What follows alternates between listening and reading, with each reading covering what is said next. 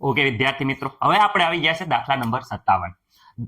દ્રવ્યની દ્વૈત વર્ણતુક જે દ્રવ બ્રોગલીએ પ્રતિપાદિત કરેલી, જેના પરિણામે આપણને ઇલેક્ટ્રોન માઇક્રોસ્કોપની શોધ થઈ હતી, જે વારંવાર જૈવિક અણુઓ અને અન્ય પ્રકારના પદાર્થના આवर्धन માટે ઉપયોગમાં લેવાય છે. ઓકે, જો આ ઇલેક્ટ્રોન માઇક્રોસ્કોપમાં ઇલેક્ટ્રોનનો વેગ વિદ્યાર્થી મિત્રો આપ્યો છે, ખાસ યાદ રાખજો, 1.6 ગુણ્યા 10⁶ મીટર પ્રતિ સેકન્ડ હોય તો ઇલેક્ટ્રોન માઇક્રોસ્કોપ સાથે સંકળાયેલી દ્રવ બ્રોગલીની તરંગ લંબાઈ ગણવાની છે.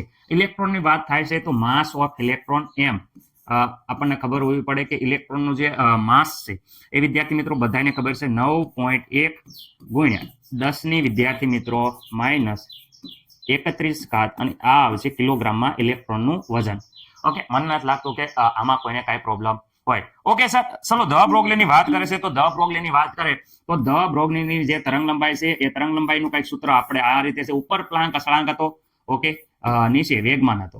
સર અહીંયા વેગમાનની વાત કરે, વેગમાન, તો વેગમાન p = વાત કરે તો બધાને ખબર છે કે m v થાય. ઓકે, એમ અહીંયા ઇલેક્ટ્રોનનું દળ લેવાનું છે, વેગ છે એ આપણને આપેલો છે.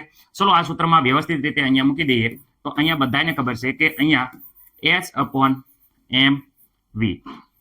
ઓકે, આમાં મને નથી લાગતું કોઈને કાંઈ પ્રોબ્લેમ હોય. સર આમાં કિંમત મૂકી દો તો જવાબ આવી જાય. ચલો આમાં વિદ્યાર્થી મિત્રો વ્યવસ્થિત રીતે આપણે પ્લાન્ક અસળાંક s વિદ્યાર્થી મિત્રો જેની કિંમત 6.726 ગુણ્યા 10⁻34 રેડી જૂલ ઇન્ટુ સેકન્ડ છે. રેડી વિદ્યાર્થી મિત્રો, જરા જોઈ લેજો, નો ખબર હોય તો. ઓકે, ધ બ્રોગલીની આ તરંગ લંબાઈ આપણે ગોતવી તો પ્લાન્ક અસળાંકની વેલ્યુ 6.726 ગુણ્યા 10 વિદ્યાર્થી મિત્રો -34. Okay sir, joule into second. ચલો લખો એટલે લખો, નકર વાંધો નહીં. અહીંયા માસ ઓફ ઇલેક્ટ્રોન અહીંયા એમ અહીંયા મેં પહેલા જ કહી દીધું છે તમને 9.1 ગુણ્યા 10 વિદ્યાર્થી મિત્રો -31.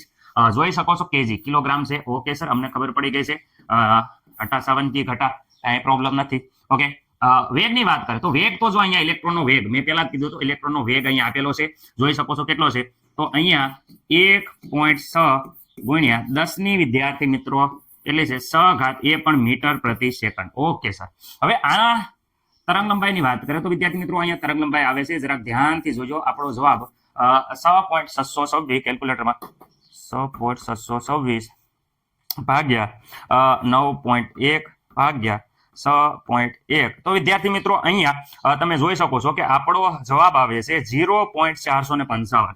અહીંયા જોઈ જોજો 0.455. ઓકે સર, 10ની ઘાતની વાત કરીએ તો 10ની ઘાત જરા ધ્યાનથી જોજો.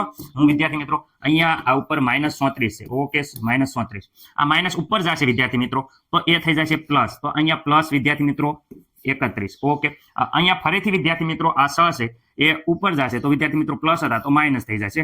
આ બધાનો જવાબ ઘાતમાં આપણે જોવા જઈશું તો અહીંયા 34 માંથી વિદ્યાર્થી મિત્રો 31 જાય તો વિદ્યાર્થી મિત્રો બધાને ખબર છે 34 માંથી 31 જાય તો વિદ્યાર્થી મિત્રો કેટલા વધશે તો તમને બધાને ખબર છે. ઓકે, અહીંયા 3 વધે છે, 3 અને 6 -3 અને -9 વિદ્યાર્થી મિત્રો. ઓકે સર, -9 ઘાત આવે છે. ઓકે, અમને ખબર છે. હવે અહીંયા 3 પોઈન્ટ આ બાજુ લઈ લઈએ એટલે વિદ્યાર્થી મિત્રો 9 ને 1 10 9 ને 1 10 11 અને 12. અહીંયા પોઈન્ટ જ નથી લખતા. ઓકે, અહીંયા પોઈન્ટ જ નથી લખતા તો આપણે આ પ્રમાણે લખીએ કે 0 પોઈન્ટની જગ્યાએ આપણે લખીએ આ પોઈન્ટ પર 3 પોઈન્ટ કાઢી નાખીએ તો અહીંયા 1 2 અને 3 પોઈન્ટ કાઢ્યા તો આ 10ની વિદ્યાર્થી મિત્રો કેટલી -12. Okay, metre. -12 ને પિકોમીટર કહેવાય એટલે આપણે કહી શકીએ 4.55 પિકોમીટર. કેમ પિકોમીટર? કારણ કે 10ની -12 ઘાત હોય તો તમને ખબર છે ડેસી સેન્ટીમીલી, આ ડેસી સેન્ટીમીલી, માઇક્રો, નેનો, પિકો. પિકો આવ્યો એટલે નેનોમીટર એટલે -9, પિકોમીટર એટલે -12. તો 10ની -12 એટલે પિકોમીટર આપણે લખી શકીએ છીએ. ઓકે સર, આ આપણો દાખલાનો જવાબ એકદમ કમ્પ્લીટ થઈ ગયો છે. મને નથી લાગતું કે કોઈને કાંઈ ડાઉટ હોય. પાછળ ટેક્સ્ટ બુકમાં પિકોમીટરમાં આપેલું છે એટલે મેં પિકોમીટરમાં લખ્યું છે. મીટરમાં લખો ગમે એમાં લખો તે જ ઇટ ઇઝ તમારા સ્કૂલના રૂલ પ્રમાણે તમારે દાખલો ગણવાનો રહેશે. પૂરો પ્રયત્ન કર્યો છે કે તમને આવડી જાય.